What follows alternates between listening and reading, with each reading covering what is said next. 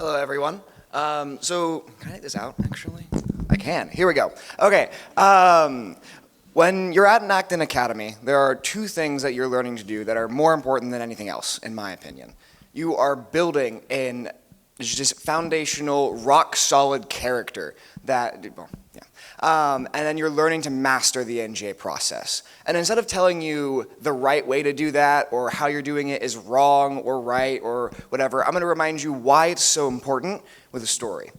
So I want you to think there's this 12-year-old boy. He is scrawny, small, and is constantly having asthma attacks. You don't think he's going to do too great at anything. But what most people don't know about him is that over the past 6 years, he has learned so much. And this is not my story, by the way. So this does not end with me being 18. He's read hundreds and hundreds of books from his family's library. He stuffs animals. It got so bad that at one point his chef was like, "I leave or the possum leaves." So, but at 12, his father told him, "Son, you must build your body." And you might know who I'm talking about at this point. Without the body, the mind cannot go as far as it should. And so he took that challenge and he built his body. He spent hours at his gym and he became stronger and tougher than he ever was before. He built his character, this iron will. He built who he was. And then he went out to college. He went to Harvard University, did great things. Won boxing tournaments, met the first love of his life. There were two. And then went off to, what was it? I didn't write anything down. So he went off to be a congressman in New York. And he was incredible. He was quoted the Cyclone Assemblyman, there we go.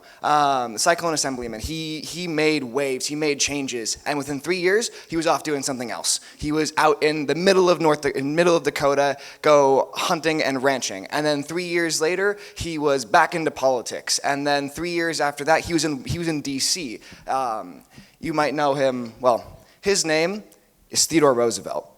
He is the youngest president of the United States. And by building his character when he was young, he went from this 12-year-old scrawny boy with asthma, small, to one of the world's most impressive people. And he built a rock-solid character, constantly learning, constantly improving, never accepting failure. He was able to compete with some of the world's physical best.